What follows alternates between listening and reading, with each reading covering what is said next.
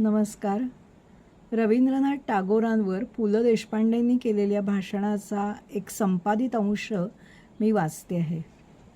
माझं आजचं भाषण म्हणजे रवींद्रांच्या बोटाला धरून त्यांच्या दुनियेत केलेल्या प्रवासाच्या कथेसारखं आहे. प्रवासात कसं आपण बागा पाहतो, बाजार पाहतो, देऊळही पाहतो, कधी एखादा प्रचंड कारखानाही पाहतो. त्या पाहण्यातून मनावर उमटलेल्या निरनिराळ्या चित्रांविषयी आपण बोलत असतो. तसंच रवींद्रनाथांचं मला त्यांच्या साहित्यातून जे दर्शन घडलं त्याविषयी मी बोलणार आहे. त्यामुळे विषयांतर हाच माझ्या आजच्या बोलण्याचा स्थायी भाव असायची शक्यता आहे आणि ते अपरिहार्य आहे. खुद्द रवींद्रनाथांना कोणीतरी प्रश्न विचारला, तुमच्यातला एकत्र नांदणारा गुण आणि दोष कोणता बरं? त्यांनी उत्तर दिलं होतं, इनकन्सिस्टन्सी, असंबद्धता. रवींद्रनाथांनी इतक्या क्षेत्रात ही दौलत आपल्यासाठी ठेवली आहे की काय पाहू आणि काय नको असं होऊन जातं. ती काही केवळ बंगाली लोकांसाठी नाही, भाषांतरातूनही ती आपल्याला मिळू शकते. रवींद्रनाथांची ओढ कुठल्या क्षणी कोणाला कशी लागेल हे सांगणं तसं कठीणच आहे. ती केवळ साहित्य कलेच्या नित्य उपासकापुरती मर्यादित नाही. या माणसाने जिथे जिथे म्हणून स्पर्श केला तिथे तिथे आपला शिक्का उमटवला. 40शी उलटल्यानंतर चित्र काढायला सुरुवात केली तर 2-2.5 हजार कॅनव्हासेस रंगवले. पॅरिसचे चित्रकला समीक्षकही थक्क झाले. सुमारे 2 ते 2.5 हजार गाणीच लिहिली आणि नुसती लिहिली नाही तर त्यांना चालीही दिल्या. त्यामुळे कुठल्या क्षेत्रातल्या माणसाला रवींद्रनाथांना हाक मारावी असं कुठल्या क्षणी वाटेल ते काही सांगता येत नाही. उदाहरणच द्यायचं झालं तर महात्मा गांधींचं देता येईल. गांधीजींची काही कवितेचा आस्वाद घेणारे रसिक म्हणून ख्याती नव्हती.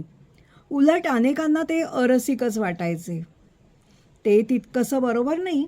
काही विशिष्ट ध्येयांनी प्रेरित झालेल्या महाभागांना जीवनातले अग्रक्रम ठरवावे लागतात. गांधीजींनी असे काही अग्रक्रम ठरवले होते.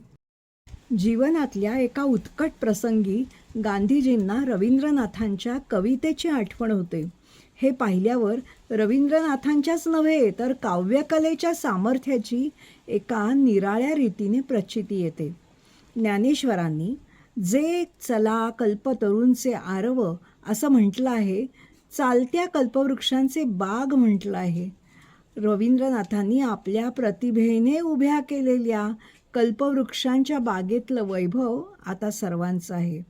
फक्त त्या बगीच्यात हिंडायची ओढ मनाला लागायला हवी. थोर साहित्य कृतींकडे कण्वाच्या आश्रमात जाताना दुष्यंत म्हणाला होता ना, तसं विनीत वेशात नसलं तरी विनम्र होऊनच जायला हवं. रवींद्रांच्या सृष्टीत शिरल्यावर त्यांनी जीवनात ज्या ज्या पार्थिव किंवा अपार्थिवाला स्पर्श केला तो एका महाकवीचा स्पर्श होता हे ध्यानात आल्याशिवाय राहत नाही. मी हे केवळ भाविकतेने बोलतो आहे असं समजू नका. अलौकिक प्रतिभेच्या स्पर्शाने एखाद्या दगडाची जेव्हा घारापुरीच्या लेण्यात प्रचंड त्रिमूर्ती झालेली दिसते किंवा कोणार्कच्या सूर्यमंदिरात अशाच दगडातून टिचभर उंचीची नर्तकी साऱ्या शृंगार रसाचा अर्कबिंदू होऊन आपल्याला आव्हान देते, त्यावेळी आपण प्रथम विनम्रच होतो ना. शब्दसृष्टीच्या ईश्वरांना वंदन करावं असं समर्थांना सुद्धा वाटतं, ते उगाच नाही. पण ज्याच्या सृष्टीत हे ऐश्वर्य लाभतं असा कवीश्वर मात्र शतकाशतकातून एखादाच येतो. रवींद्रनाथांच्या अभिव्यक्तीचं त्यांचं सर्वात आवडतं माध्यम म्हणजे कविता. ते प्रथम कवी होते आणि नंतर इतर सर्व होते. अर्थात त्या इतर सर्वातही त्यांचं श्रेष्ठत्व त्यांनी सिद्ध केलेलं आहेच. शरद बाबूंसारख्या कादंबरीकाराने गोरा कादंबरीबद्दल म्हटलंय की ती मी 65 वेळा वाचली. मी लोकांसाठी लिहिणारा कादंबरीकार असलो तरी रवींद्रनाथ हे माझ्यासाठी लिहिणारे एक कादंबरीकार आहेत. हे जरी खरं असलं तरी त्यांचा जीव जडलाय तो मात्र कवितेशीच. आपल्या आणि कवितेच्या नात्यासंबंधी रवींद्रांनी आपल्या पुतणीला एक सुंदर पत्र लिहिलं. त्यात त्यांनी म्हटलं, कविता ही माझी पूर्वीपासूनची प्रेयसी. मला वाटतं मी रथीच्या वयाचा होतो तेव्हाच माझा तिच्याशी वाङ्निश्चय झाला. तेव्हापासून आमच्या पुष्करणीचा काठ, वडाचा पार, बंगल्यातला बगीचा, मोलकरणींच्या तोंडून ऐकलेल्या कहाण्या, गाणी हे सारं माझ्या मनात एक प्रकारची जादूची सृष्टी उभी करत असे. त्यावेळची माझ्या मनाची धुसरं पण अपूर्व अशी अवस्था समजावून सांगणं अतिशय अवघड. एक मात्र मी नक्की सांगू शकेन की त्यावेळी कवितेबरोबरचं माझं शुभमंगल झालेलं होतं. पण या पोरीची लक्षणं धड नाहीत हे मात्र मान्य केलं पाहिजे. बाकीचं जाऊ दे, पण मोठंसं भाग्यही ती घेऊन आली नाही. सुख दिलं नाही असं मी म्हणणार नाही, पण स्वास्थ्य देण्याचं नाव नाही. ज्याला वरते ना त्याला भरपूर आनंद देते, पण कधीकधी तिच्या त्या घट्ट मिठीतून हृदयपिंडातलं रक्तच बाहेर काढते. एकदा तिने एखाद्याची निवड केली की घरदार सांभाळीत स्वस्थ बसेन म्हणायची सोयच नाही. तरीसुद्धा माझं खरं जीवन हे तिच्याशीच निगडीत आहे. साधनेत लिहितो, जमीनदारीही सांभाळतो. ज्या क्षणी कविता लिहायला लागतो त्या क्षणी मात्र माझं चिरंतन अस्तित्व माझ्यामध्ये प्रवेश करीत असतं. हे माझं स्थान मी चांगलं ओळखतो.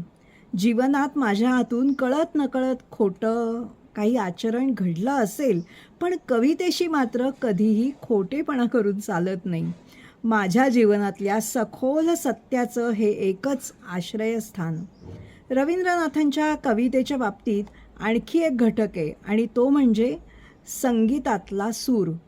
काही अपवाद सोडले तर कविता गद्यात वाचणं त्यांना रुचतच नव्हतं. आपल्याकडे गीत हा शब्द काहीशा तुच्छतेने वापरतात, परंतु रवींद्रांनी आपल्या कवितांचा उल्लेख गीत असाच केला आहे. ज्या त्यांच्या संग्रहाला नोबेल पारितोषिक मिळालं ते गीतांजली. मला पुष्कळदा वाटतं की सुरांशी नातं तुटलेली कविता ही इंग्रजांमुळे आपल्या देशात आली. एरवी आम्ही आमचे वैचारिक तत्त्वज्ञानपर श्लोक आणि ओव्यासुद्धा सुरात बुडवूनच स्वीकारले नाही का? इंग्रजी कविता ही अशी नैसर्गिक रीतीने सुरातून आमच्या मनात झिरपलीच नाही. याचा अर्थ इंग्रजी कवितेला ताल छंद नाही असा नाही. आम्ही ती कविता प्रथम मनातल्या भाषांतर विभागात टाकून शब्दार्थांना महत्त्व देत समजून घ्यायचा प्रयत्न केला आणि कवितेचा स्वीकार या पद्धतीने केला. कविता गायला किंवा ओव्या गायला आमच्या देशातल्या लोकांना काही गायन क्लासात जाऊन शिकावं लागत नव्हतं. सुरांचं हे सामर्थ्य रवींद्रनाथां इतकं आधुनिक काळातल्या इतर फारशा कवींनी ओळखलेलं दिसत नाही. पण संतांसारखं त्यांनी सुरांना केवळ भक्तिरसातच स्थान आहे असं मानलं नाही. रवींद्रनाथांना संगीत हे सर्वव्यापी वाटत होतं. जीवनातले सुखदुःखाचे, हर्ष शोकाचे सारे अनुभव प्रकट करताना शब्दांनी सुरांची साथ सोडणं हे त्यांच्या प्रकृतीला मानवण्यासारखंच नव्हतं. क्रियापदाहूनही अधिक वेळा आलेलं आहे. त्यांच्या तोंडून त्यांच्या गीतांचं गायन ऐकण्याचं भाग्य ज्यांना लाभलं ना, त्यांनी तर त्या अनुभवाचं वर्णन करताना आपली सारी शब्दशक्तीपणाला लावली आहे. तद्रुपतेच्या क्षणी प्रथम त्यांच्या मनात सूर जागायचा. त्यांची रंगिये दिये जाव अशी एक कविता आहे. जाव जाव जाव गो एबार जाबार आगे रंगिये दिये जाव. जा जा, पण जाण्यापूर्वी मला एकदा संपूर्ण रंगवून जा, मला जागवून जा असा अर्थ आहे. रसिकत्वी परतत्वाचा स्पर्श म्हणजे काय ते कळायला रवींद्रनाथांचं जीवन, त्यांची कार्यक्षेत्र, त्यांची ध्यानक्षेत्र, त्यांची कला निर्मितीची क्षेत्र यातून आपल्या सर्वांच्याच असलेल्या मीला आपण यात्रा घडवली पाहिजे. या यात्रेचं पुण्य एकाच वरदानाने आपल्या पदरात पडण्याची शक्यता आहे. ते म्हणजे चित्ताला भयशून्यता लाभणे आणि चित्त भयशून्य झाल्याखेरीज आनंद या शब्दाचा अनुभवातून येणारा अर्थ आपल्याला कळणार नाही. उपनिषदकालीन ऋषींची अमृताच्या पुत्रांनो ही हाक आणि पितानोहसी ही प्रार्थना रवींद्रांच्या फार आवडीची. पारतंत्र्याच्या काळात सारा धीर गमावून बसलेल्या देशबांधवांना त्यांनी अरे तुम्ही अमृताचे पुत्र आहात हेच नाना प्रकारांनी पटवण्याचं कार्य केलं आणि हे सारं त्यांच्या जोडीने गात गात केलं. 25ल्या रवींद्रनाथांनी निर्झरेर स्वप्नभंग ही कविता लिहिली होती. नुसताच डोह होऊन पडलेल्या निर्झराच्या प्राणाला रविकिरणाचा स्पर्श होतो आणि तो निर्झर जागून उठतो. मग कड्यांवरनं उड्या टाकीत अभेद्य खडक फोडीत सारं जीवन एका नव्या चैतन्याने कसं फुलवून टाकतो हे या कवितेत सांगितलंय. असंख्य सत्कर्मांमध्ये झोकून दिलेलं रवींद्रनाथांचं जीवन आणि निर्मिती पाहिली की त्यांच्या कवितेतला निर्झरच रवींद्रनाथांचं रूप धारण करून आपल्यामध्ये आलाय असं वाटतं. शांतिनिकेतन जर रवींद्रनाथांची टँजिबल पोएम असेल तर निर्झरेर स्वप्नभंग म्हणजे इनटँजिबल रवींद्रनाथ असंच म्हणायला हवं. ही कविता मूळ बंगालीमधनं आपण एकदा अनुभवली पाहिजे. आमार जीबोन आमार बानी या रवींद्रनाथांच्या उक्तीची सत्यता पटवणारी ही कविता. आम्ही वैकुंठवासासी आलो याची कारणासी बोलिले जे ऋषी साच भावे वर्ताया यातला साच भाव आणि वर्तन या दोन्हींची अनुभूती लाभून आपल्याला सतत मलिन आणि दुबळा होणारा मी सबळ आणि निर्मळ होतो. आमार जीबोन आमार बानी या रवींद्रनाथांच्या उक्तीची सत्यता पटवणारी ही कविता.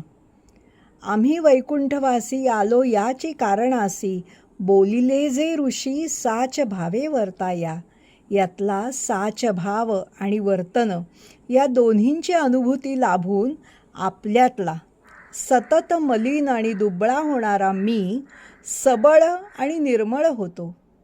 आपल्यातल्या त्या मीची मरगळ घालवायला रवींद्रनाथांकडे काहीही मागायला जावं अशी मागणाऱ्याची भूमिका घेऊन मी त्यांच्यापाशी जेव्हा जेव्हा जातो तेव्हा माझ्या झोळीत जे पडलं त्याबद्दल मी आज आपल्याशी बोललो. रवींद्रनाथ आणि मी असं ज्यावेळी मी म्हणतो त्यावेळी एक उदार दाता आणि सदा अतृप्त याचक हेच आमचं नातं असतं.